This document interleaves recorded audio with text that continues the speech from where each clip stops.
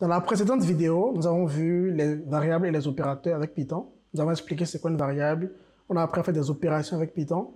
Nous avons parlé également des types de données en Python. Nous avons vu le int, le float et le str. Nous avons vu également comment changer de type à une variable, ce qu'on appelle le typecasting. Dans cette vidéo, nous allons parler de listes, tuples, dictionnaires et sets, qui sont des collections de données en Python. C'est parti.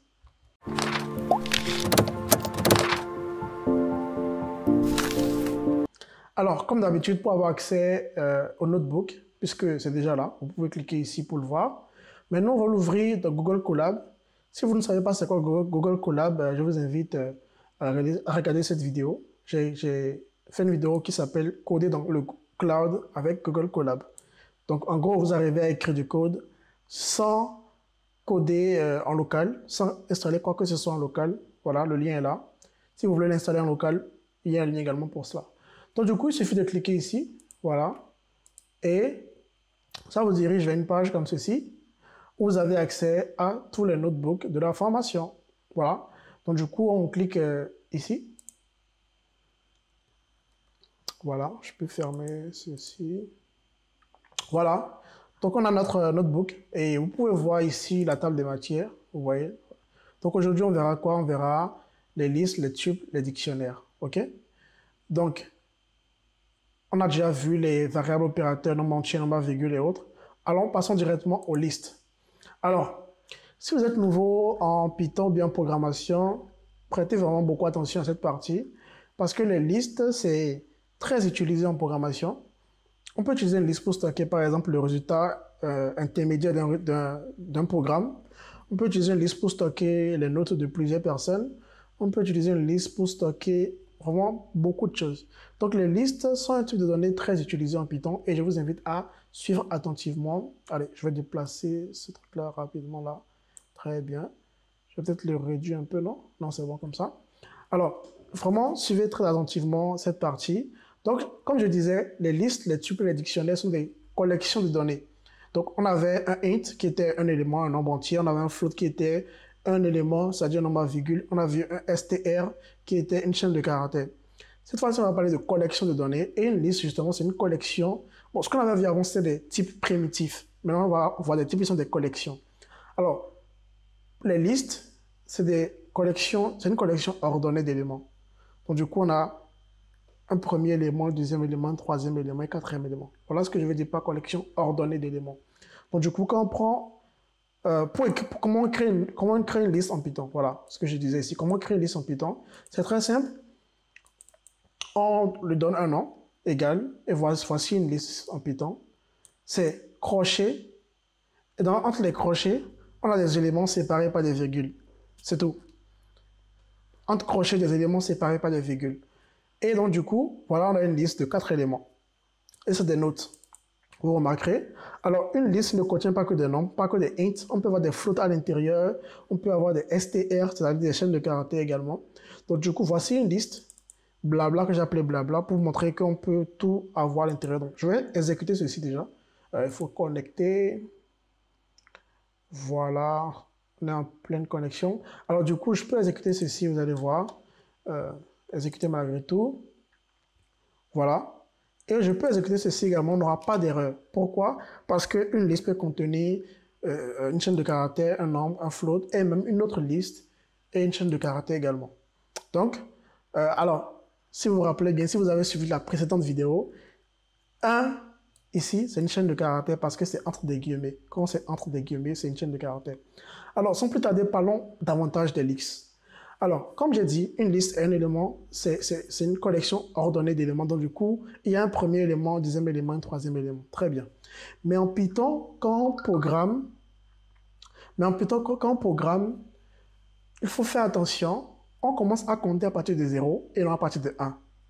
Donc, ça, c'est quelque chose qu'il faut garder. Donc, du coup, dans ma liste, par exemple, ici, pour nous, ça, c'est le premier élément. Mais en Python, on dira que c'est l'élément 0. Donc, ça, c'est l'élément 0, l'élément 1, l'élément 2, l'élément 3. Donc, du coup, quand moi, je veux extraire, je dis, mais, je dis à mon programme, quel est mon premier élément? Donne-moi mon premier élément. Du coup, pour le faire, j'écris le nom de la variable dans laquelle j'ai stocké cette liste et je mets entre crochets 0. Et 0 ici, c'est ce qu'on appelle l'index, en fait, de cet élément-là. L'index, c'est sa position dans la liste. Et sa position ici, c'est la première position, mais comme c'est en Python, à partir de 0, donc c'est l'élément 1. Donc du coup, notre 0 me donne 18. Donc par exemple, quand on écrit notre 2, ici, 2, ça veut dire quoi? C'est l'index, donc du coup, c'est le troisième élément de la liste. Donc du coup, notre 2, ce sera 13. Donc on va exécuter pour vérifier. Voilà, c'est égal à 13. Donc du coup, pour extraire un élément, nom de la variable, entre crochets, on met l'index. L'index, c'est quoi? C'est la position, et la position, ça commence à partir de 0. Très simple. Alors, une chose pour vous embrouiller un tout petit peu, on peut également compter depuis la droite vers la gauche, un peu comme on lit en arabe. Et là, c'est un peu différent. Ici, on compte de 0 jusqu'à l'infini, mais là, on compte de moins 1 à moins l'infini, j'imagine. Donc, du coup, ça, c'est 0, ça, c'est 1. Je parle de l'index, hein, donc la position. 0, 1, 2, 3. Mais quand on compte dans l'autre sens, ceci, c'est moins 1, moins 2, moins 3 et moins 4. Très simple. J'espère que ce n'est pas embrouillant. Donc, du coup, quand on fait, si je réaffiche note ici, allez, je vais augmenter un peu ce qu'on fait là. Voilà, je ferme ici. Donc, du coup, si j'affiche note moins 1, ce sera quoi? Ce sera 20. Notre moins 2, ce sera le deuxième élément, l'avant-dernier élément. Donc, du coup, ce sera 13. Voilà. Alors, la liste blabla, vous vous rappelez de la liste blabla? Ça, on a dit que ceci également, c'était une liste à l'intérieur d'une liste. Donc, du coup, si on veut extraire cette liste-là, donc c'est quoi son index? 0, 1, 2, 3. Donc, c'est blabla 3 pour obtenir cette liste-là. Donc, du coup, blabla 3. Si je fais blabla 3, regardez ceci, j'ai cette liste. Alors, une chose qu'il faut savoir, on a déjà utilisé, on a déjà utilisé plusieurs fois la fonction type. On met la variable à l'intérieur et on avait son type.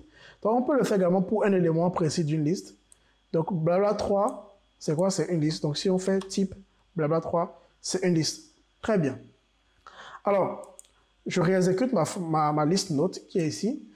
Une chose qu'il faut savoir, c'est qu'une fois qu'une liste a été créée, je peux modifier un élément précis de la liste. C'est ce qui rend les collections intéressantes. On peut modifier un élément de la liste. Et donc, du coup, ici, je suppose que l'élève qui a eu 13, comme je l'ai dit ici, l'étudiant qui a eu 13, il a eu un bonus de 2 points. Donc, du coup, on veut lui donner désormais, il aura désormais 15. Donc, ce qu'on peut faire, c'est quoi? Déjà, on peut afficher sa note, c'est 13. On peut juste faire note moins 2 égale 15. Donc, c'est comme si on disait note à l'élément, à l'index moins 2, donc qui est ici, remplace ceci par 15 tout simplement. Donc, on exécute.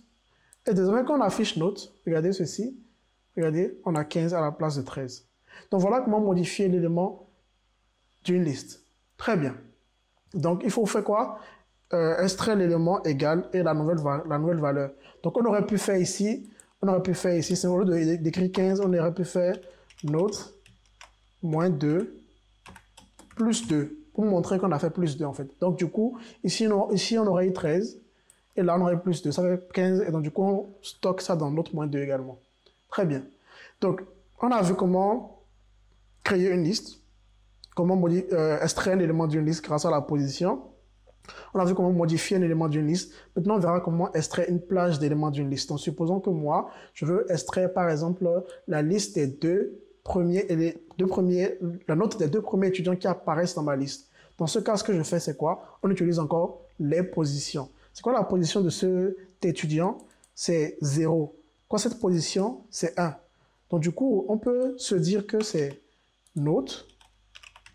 On va voir, hein, note 0,1. Je ne sais pas. On va essayer. Ça ne marche pas. Bon, on voit que j'ai fait note 2.2 ici. Ça veut dire quoi? Bon, le 2 points ici veut dire jusqu'à. Donc, de 0 jusqu'à 2. Non, mais non, on veut du 0 jusqu'à 1. Mais exécutons quand même pour voir le résultat. Donc, on exécute.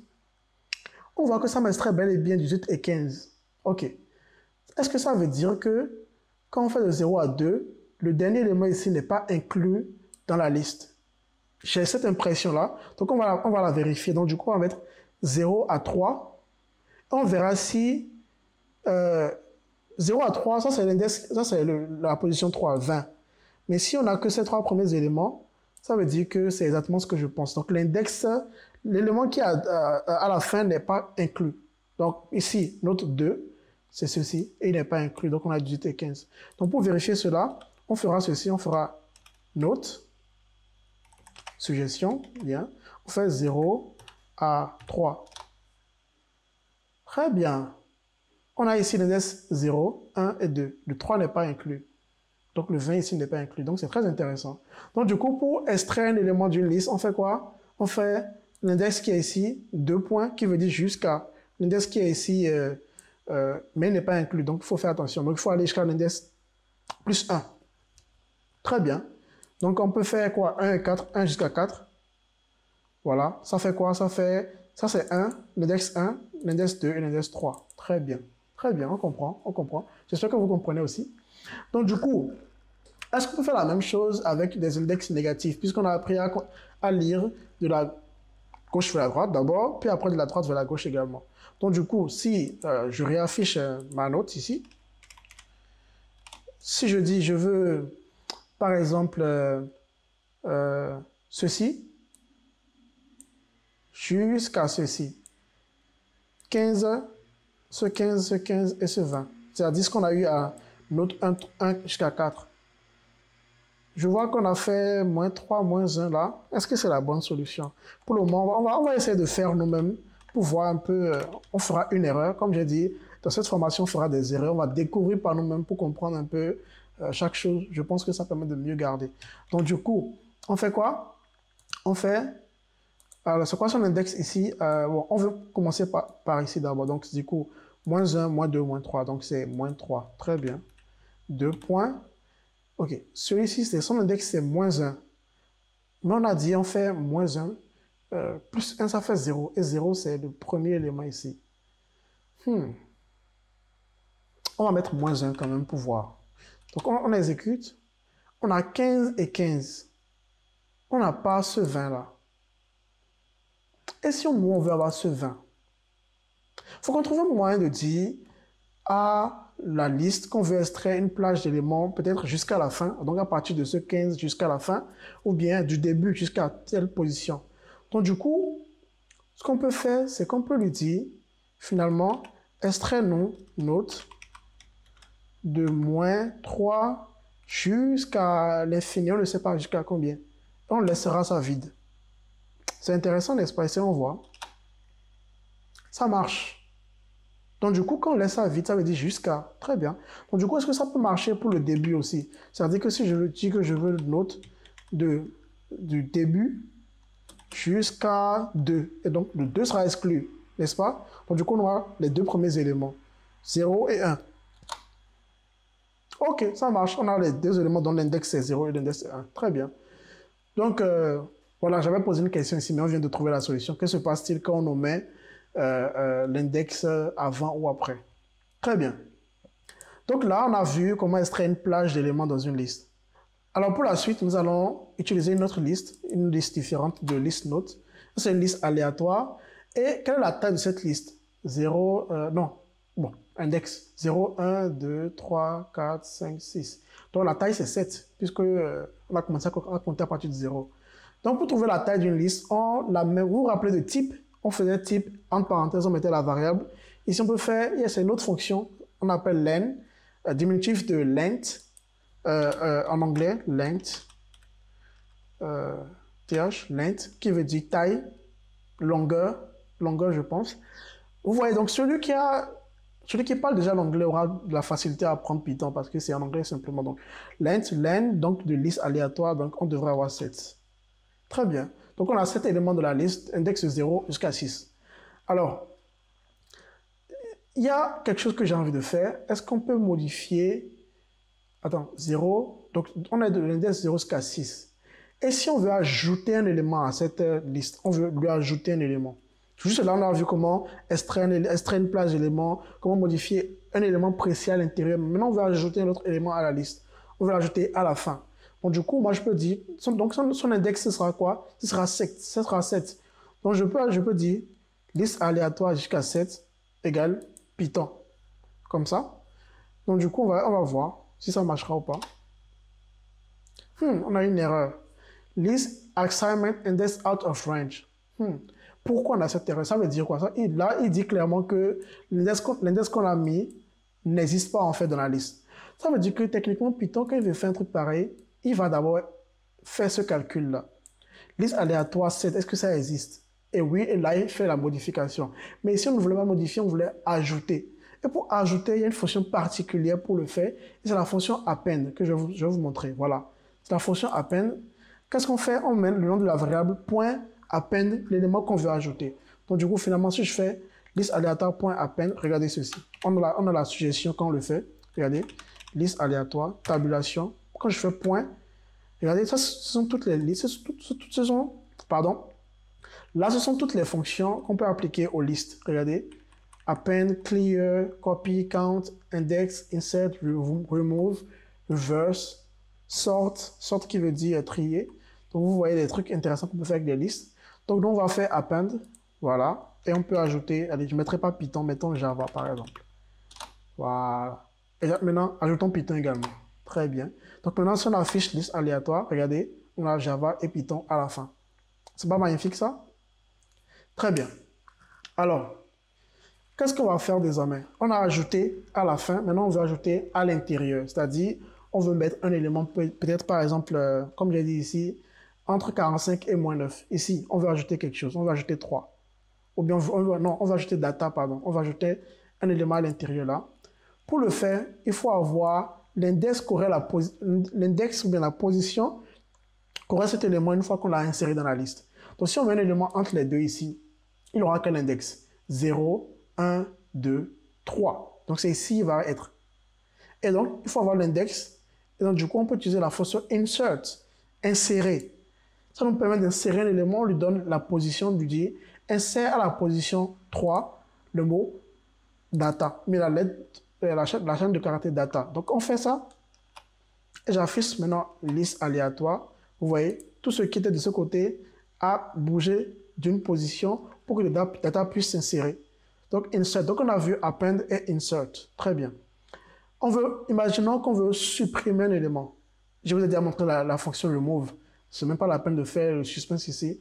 On peut simplement dire, tu sais quoi, remove, on lui donne l'élément à supprimer. Donc, remove, -9, voilà. Et on affiche, on verra que -9 n'existe plus. On a maintenant data et ballon. Vous voyez, c'est très simple.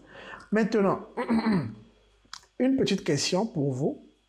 Parce que comme je l'ai dit, il faudrait que, quand vous apprenez dans cette vidéo, que vous puissiez aller chercher par vous-même et savoir comment faire. Donc, je vous invite à parcourir ce notebook et à l'exécuter. Et ici, la question que je vais vous poser, c'est que, supposons que vous n'avez pas l'élément, vous n'avez pas, ici on a supprimé -9, mais supposons qu'on veut supprimer, mais en se basant sur l'index. Comment on le fait? On veut supprimer, mais en se basant sur l'index. Donc ici, l'index, c'est quoi? C'est 0, 1, 2, 3, 4. On veut supprimer l'élément à l'index 4, on veut le supprimer sans le connaître, on veut le supprimer à l'index 4. Donc je vous laisse chercher comment le faire. D'accord? Et donc du coup, voilà, on va s'arrêter là pour les listes en Python. Alors il y a plein de choses qu'on peut voir avec les listes, plein de choses qu'on peut faire avec les listes. Mais pour que cette vidéo ne soit pas très longue et pour que vous appreniez juste les bases, c'est-à-dire quoi? Extraire un élément, extraire une plage d'éléments, modifier une liste, modifier un élément d'une liste. Quoi d'autre? Supprimer un élément d'une liste. Insérer à une position donnée. C'est déjà très intéressant. Maintenant, à vous d'aller faire, voilà, quelques questions. Comment trier une liste de nombres du plus petit au plus grand? Et inversement. Allez le chercher. Peut-on ordonner une liste? Donc, c'est des fonctions qui le font, hein, ne vous inquiétez pas. Peut-on ordonner une liste qui contient des nombres et des chaînes de caractères? À vous d'aller chercher. Comment compter le nombre de fois qu'apparaît un élément dans une liste? Ça, c'est ce qu'on appelle l'occurrence. Comment compter le nombre de fois qu'apparaît un élément dans une liste? Je vous laisse aller chercher. Vous avez un lien ici. Allez, regardez, je clique ici. Voilà, j'ai la liste de quelques méthodes de liste. La liste de quelques méthodes de liste. La liste de quelques méthodes ici. que vous pouvez utiliser. Voilà, par exemple, ça c'est sort de liste pour trier une liste. Regardez, je peux même venir sur Google et taper comment trier une liste Python. Regardez ça. Et je clique sur le premier lien que je trouve. Ou bien regardez ceci là. Regardez. La fonction sorted renvoie toujours une liste, même si on ne lui donne pas une liste en argument. Donc voilà, ça c'est des premiers. En tout cas, le premier lien marche toujours. Regardez. Regardez ça. Ça c'est une liste non ordonnée. Et on l'a ordonnée. Vous voyez? Après, il y a deux autres fonctions qui font la même chose. Donc, je vous laisse aller lire tout cela vous-même. Et ça peut vous aider à pratiquer vos compétences de recherche de Python sur Google. Donc maintenant, nous allons passer aux tuples. On a déjà vu les dictionnaires. Maintenant, parlons des tuples. Les tuples également, c'est une liste. Oh, pas une liste. Une seconde. Les tuples, c'est également un autre type de collection de données. Alors, donc, on va commencer par une hypothèse très simple. On va considérer que les tuples, c'est des listes. OK? Avec une seule petite différence. Au lieu de crochet, on utilise des parenthèses. OK? On va supposer. Juste supposer qu'un tuple, c'est comme une liste. OK? Donc, voilà la seule différence. Donc, je fais ça. Donc, je fais un tuple. Et voilà le type, c'est un tuple. Très bien. Donc, je vais essayer de faire quelque chose. Je vais essayer de créer un tuple avec des éléments, puisque une liste peut prendre des éléments de différents types. Donc, du coup, est-ce que je peux créer un tuple, allez, on va l'appeler bla, comme blabla, l'autre c'était blabla. Est-ce que je peux créer un tuple de ce genre, par exemple, Kevin, mon prénom, et je mets 45. Est-ce que je peux mettre un autre tuple à l'intérieur, 5, 4.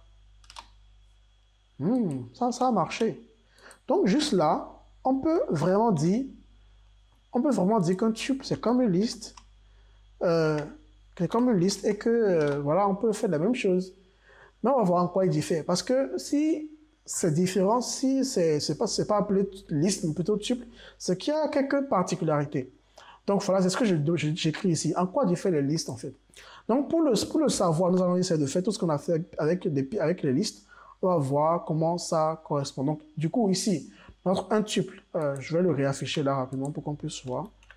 Un tuple, voilà. Donc, du coup, on va extraire l'élément à l'index 2. Donc, ça, c'est le troisième élément alors. Donc, du coup, essayons d'extraire 9. Ça marche. Donc, on peut dire que c'est comme les listes. OK. Peut-on remplacer les crochets par des parenthèses pour l'extraction? Ouais, ça, c'est une bonne question.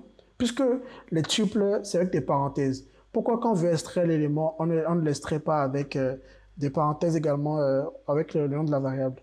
Donc, du coup, c'est une bonne question. Voilà. Non, c'est pas possible. Et il dit quoi? Un tuple n'est pas un objet appelable.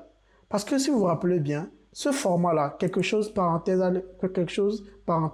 c'est les fonctions. Bon, on verra ça plus tard. C'est ce qu'on fait par exemple pour ici, type, vous voyez? Parce qu'il a une fonctionnalité. Mais ici, c'est une variable, c'est pas une fonctionnalité. Donc, du coup, très bien.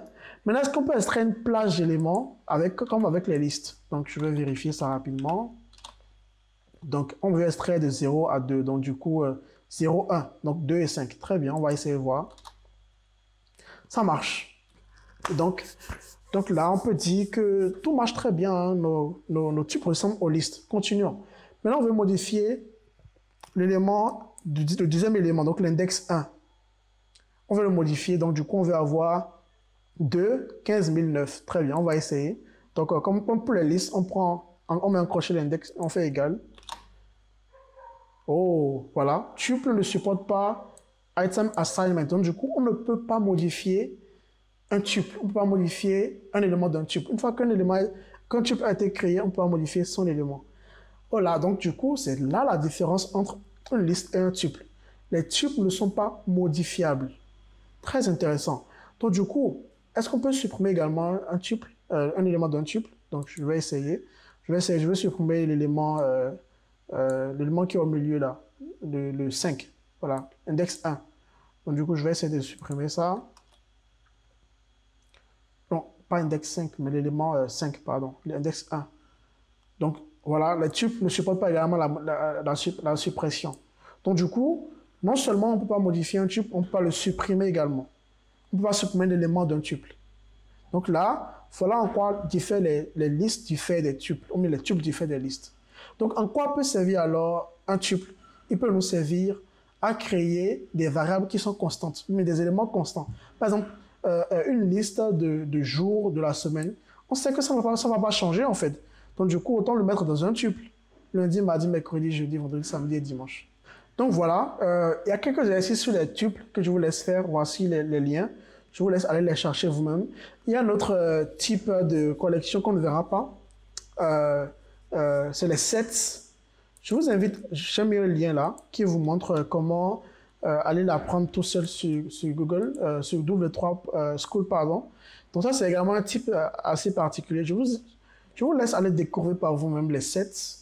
Et on continue avec les dictionnaires, qui est le dernier type qu'on verra aujourd'hui, le dernier type dans cette vidéo, le dernier type de collection. Alors, un dictionnaire, c'est très simple. C'est quoi un dictionnaire? C'est un ensemble de clés-valeurs.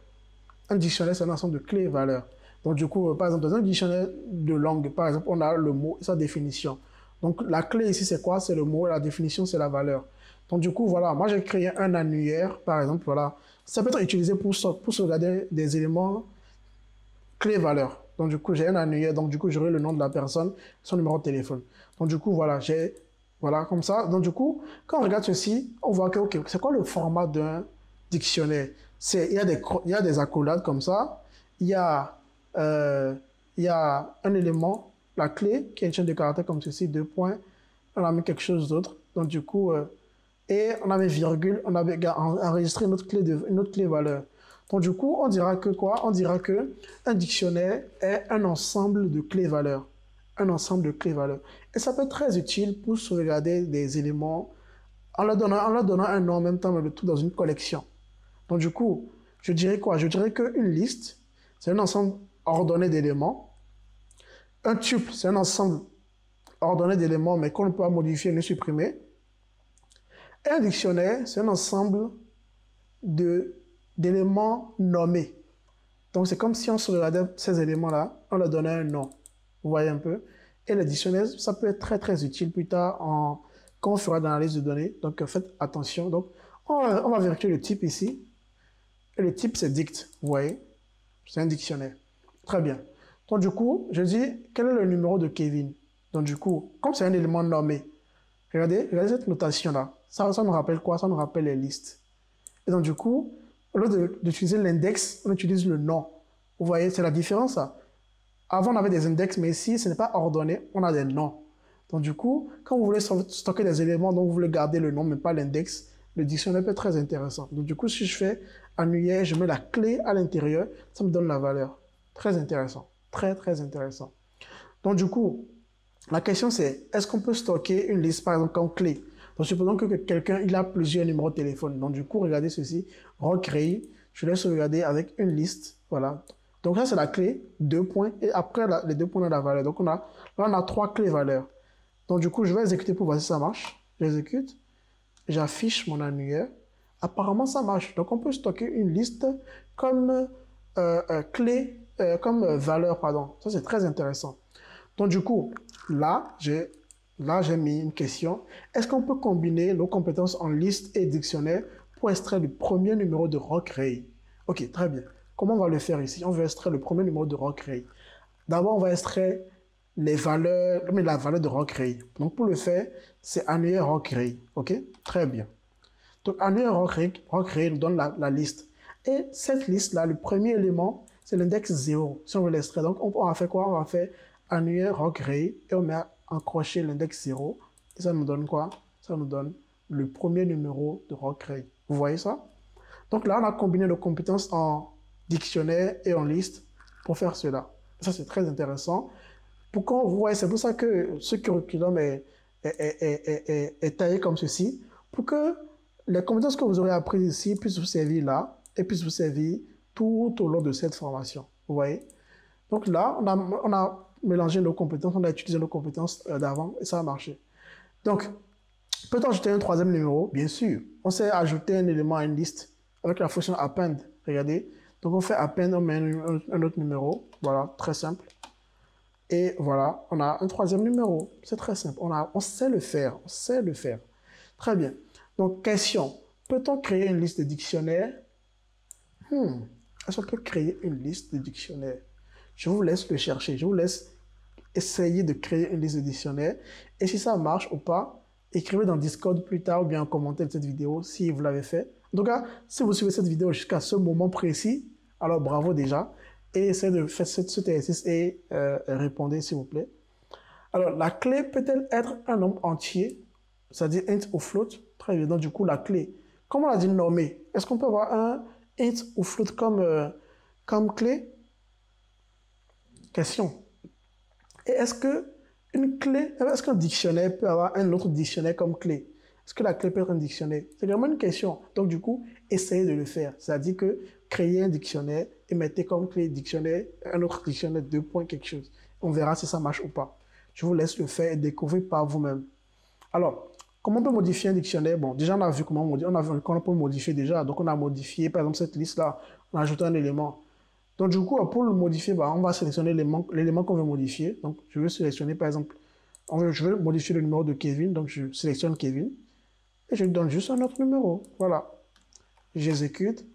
Et voilà, j'ai un autre numéro.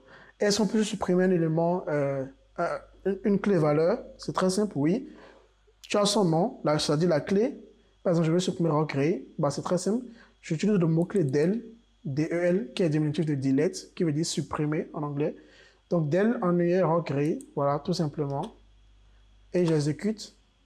Voilà, ça a été supprimé. Très simple. Donc, voilà. Est-ce qu'on peut ajouter une autre clé valeur? Bien sûr. Pour un dictionnaire, on n'a pas besoin d'utiliser la fonction append. Ici, on peut simplement mettre à l'intérieur, puisque ce n'est pas un index, Python ne nous dira pas que l'index n'existe pas. On mettra juste un nom et on mettra à l'intérieur.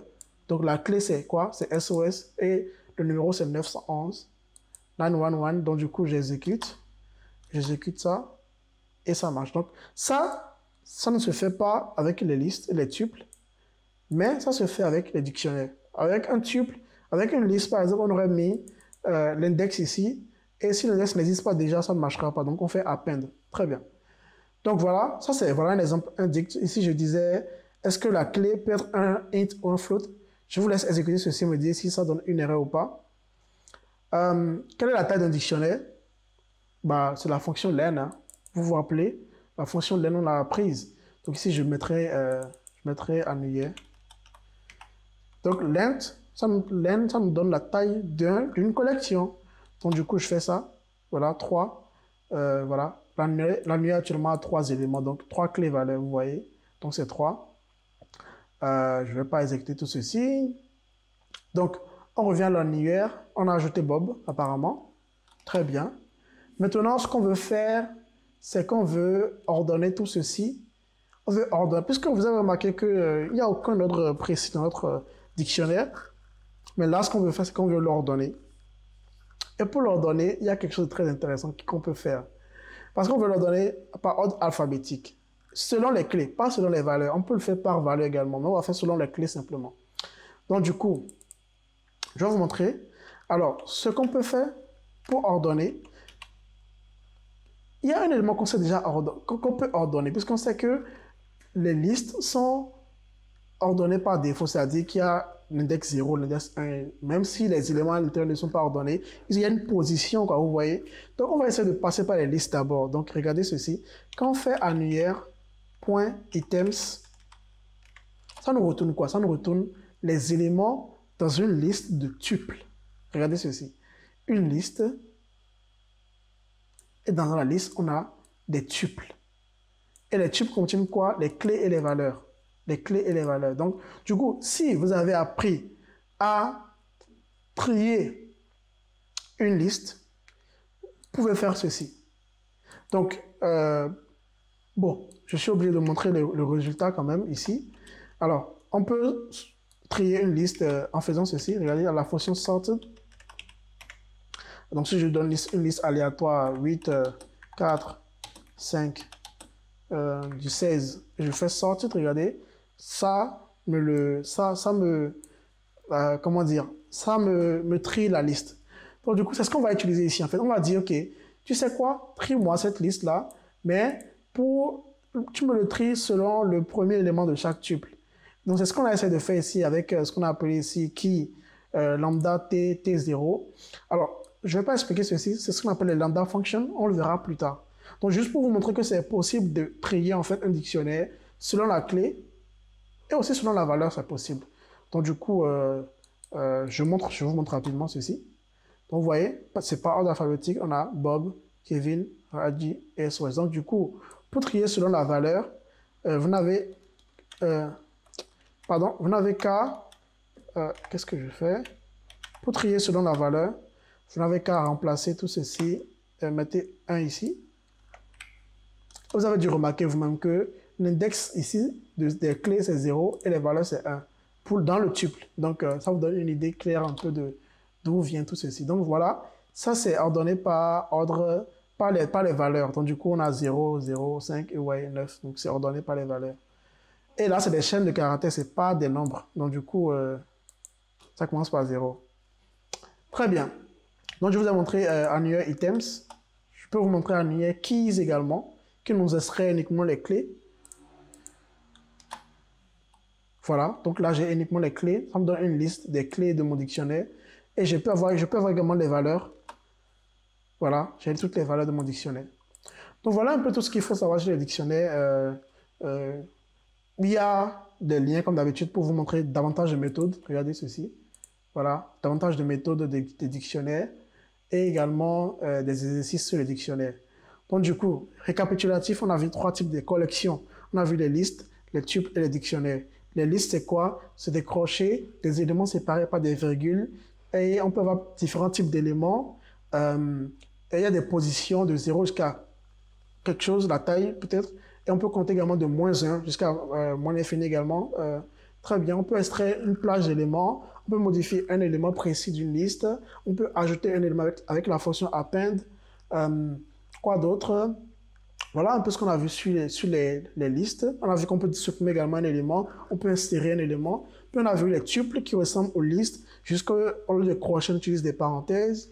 Et qu'on ne peut pas modifier un élément d'un tuple. On ne peut pas supprimer un élément d'un tuple également. Les tuples ne sont pas modifiables. Donc du coup, on utilisera les tuples quand on veut stocker des valeurs qui ne sont pas censées changer dans le programme. Et on a vu les dictionnaires qui sont également une collection de données, de clés-valeurs.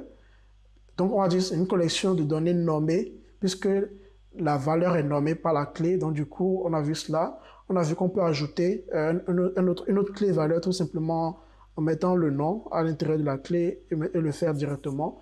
On a vu également qu'on peut extraire un élément en faisant juste le nom du dictionnaire crochet et on mettra la clé à l'intérieur. On a vu qu'on peut supprimer avec del. On a vu qu'on peut avoir comme valeur d'une clé-valeur, on peut avoir une liste. Voilà, on a vu plein de choses qui complètent tout ce qu'on avait déjà vu avant sur les variables, les opérateurs. Donc du coup, j'espère que vous avez aimé cette vidéo, que vous avez appris quelque chose sur tous les listes. En fait, apprenez à très bien maîtriser les listes. Il y a beaucoup d'exercices intéressants sur les listes qu'on aura ici. Allez, je vous montre rapidement. Tac, tac, tac, tac, les listes, les exercices, voilà. Donc, normalement, ici, dans ce notebook, il y a des exercices, en fait, sur sur tout ce qu'on aura vu comme base Python. Vous voyez, ça, c'est des exercices. Et dans ces exercices-là, il y a de très bons exercices sur les listes, mais n'y prêtez pas encore attention. Faites les exercices que j'ai mis, en fait, dans ce notebook, les liens qui sont à la fin de chaque partie, et vous devez vous en sortir. Donc, merci d'avoir suivi cette vidéo et à la prochaine, donc lundi prochain pour la prochaine vidéo. Merci, ciao.